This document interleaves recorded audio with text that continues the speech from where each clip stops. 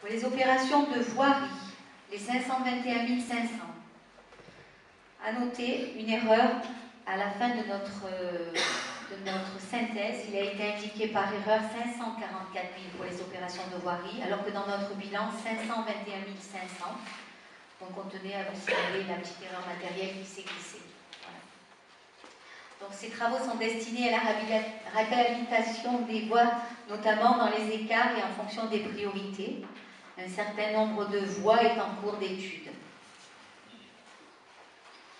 Les travaux de lutte contre les incendies, 32 500 €, concernent environ 16 hectares de terrain et les abords des voies débroussaillées sous la maîtrise de l'ONF. Les travaux de jardin pour 100 000 €. Travaux paysagers et création de jardins. La création de jardins secs avec des essences locales pour les économies d'eau. L'installation de jeux pour les enfants au Goubelé et au jardin des Demoiselles. Et enfin, les équipements de service pour 102 500 € destinés à l'acquisition notamment d'équipements informatiques, notamment les jeux logiciels pour la facturation de nos repas de cantine, de l'encaissement des marchés hebdomadaires, de matériel pour les services techniques comme un groupe électrogène, motoculteur, carotteuse, de matériel pour les cuisines, du mobilier urbain et des motifs d'illumination de Noël. Donc l'équilibre financier est assuré par les recettes d'investissement. Outre la reprise des résultats 2013, elles sont constituées donc, de dotations et de fonds pour 510 582 €. Donc fonds de compensation de la TVA sur les investissements 2013 pour 410 582 € et 100 000 € de taxes d'aménagement, ancienne taxe locale d'équipement. Les dotations aux amortissements, 493 000 €. Les subventions département, 120 000 € et 155 000 € de reste à réaliser en 2013. Les emprunts nécessaires, 500 000 €. À noter l'absence au budget d'une inscription au titre du fonds de concours versé par la communauté des communes. Si la communauté approuve le versement de ce fonds pour 2014, il sera inscrit lors d'une décision modificative de réduction de l'emprunt ou de l'augmentation de dépenses d'investissement.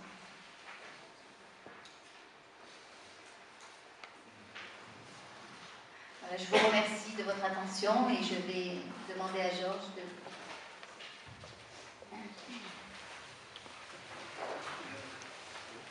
Madame Munoz, je vous remercie de cette excellente présentation du budget définitif. Comme nous avons souhaité, nous allons le mettre aux voix par chapitre. Monsieur Frieder, vous avez peut-être une question Oui, j'ai un certain nombre de voix. Je ne sais pas à quel moment, dans quel ordre les faire. Est-ce que je dois les faire chapitre par chapitre ou à la fin, voilà, vous donnerez le point de vue de notre groupe. Pas de problème. On interviendra si vous le permettez, pendant chapitre par chapitre, pendant la présentation, pendant l'intervention du maire. Voilà. Bon, donc c'est maintenant.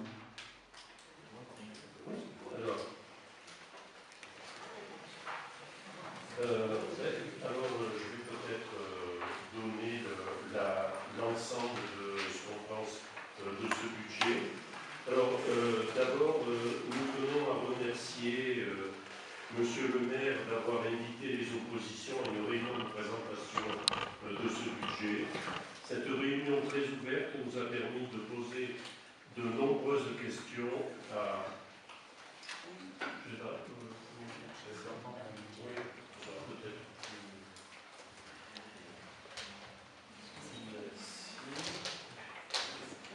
Alors, écoutez, je vais reprendre. D'abord, un remerciement à Monsieur le maire d'avoir invité les oppositions et de réunions de présentation de ce budget. C'était une réunion très ouverte et elle nous a permis de poser de nombreuses questions à Madame l'adjointe aux finances ainsi qu'aux services compétents. Et je dois dire que nous sommes sensibles à cette volonté d'ouverture. Vous prévoyez une baisse de la dotation de l'État de 75 000 € à peu près. Dès cette année, sans doute suivie d'autres baisses, et d'une pénalité pour défaut de logements sociaux de 420 000 € à partir de 2015. Il nous paraissait nécessaire d'anticiper cette situation en diminuant les frais de fonctionnement, ce qui faisait d'ailleurs partie de vos promesses. Or, même sans parler des frais de personnel, les charges générales augmentent de 16,32%. Le budget proposé prévoit une augmentation de 6,72% pour le fonctionnement et une diminution de près de 37% pour l'investissement. Donc la préparation de l'avenir, même si on peut admettre une certaine prudence en début de mandat. Et ce, malgré un nouvel emprunt de 500 000 € et un excédent budgétaire 2013 de 850 000 € à peu près. Excédent important d'ailleurs qui, à notre sens, provient d'un emprunt contracté au 1er janvier 2014.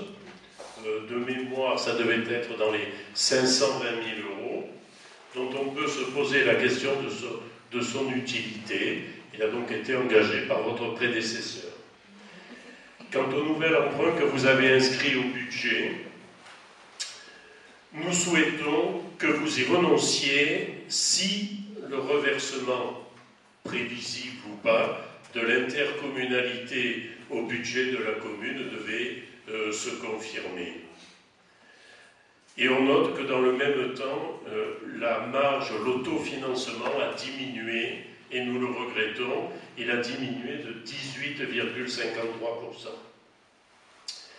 En ce qui concerne les dépenses en personnel, elles augmentent de 6,51% pour la commune et 14,36% pour la régie des eaux. Bien que vous nous ayez garanti qu'il n'y aurait aucune embauche supplémentaire après votre élection le 30 mars 2014, à l'exception d'un directeur des services techniques à laquelle nous souscrivons, il nous paraît indispensable de pallier les absences de personnel par un redéploiement du personnel en poste et non par de nouveaux contrats à durée déterminée comme cela est envisagé. Cette mesure, certes difficile à mettre en œuvre, est à notre avis impérative car vous expliquez dans le préambule du budget que la part des dépenses en personnel représentait 53,56% du fonctionnement contre une moyenne de 49,65% pour les communes de même taille. Or, avec ce budget, ce ratio va encore se dégrader. Concernant les augmentations des tarifs de cantine et des activités pour les jeunes en dehors du temps scolaire, nous sommes conscients qu'elles doivent suivre l'inflation. Vous nous avez indiqué, lors de la réunion de lundi, que ces tarifs sont bloqués depuis 2009. En tenant compte des prévisions d'inflation 2014, l'inflation depuis cette année 2009 est estimée à 8,2%. Or, vous proposez une augmentation de 12% pour la cantine, de 66% pour l'école de natation. Je n'ai pas fait le calcul pour les autres prestations. Donc, nous ne pouvons souscrire à des augmentations de tarifs qui iraient au-delà de l'inflation. Nous pensons que la collectivité doit soutenir sa jeunesse et les familles. Enfin, pour les transports scolaires, domicile, école des élèves, vous évoquez le préjudice causé par les familles qui inscrivent leurs enfants à ce service et qui ne l'utiliseraient qu'occasionnellement ou pas du tout. Or, la commune paie des sommes importantes pour un service qui, à ce moment,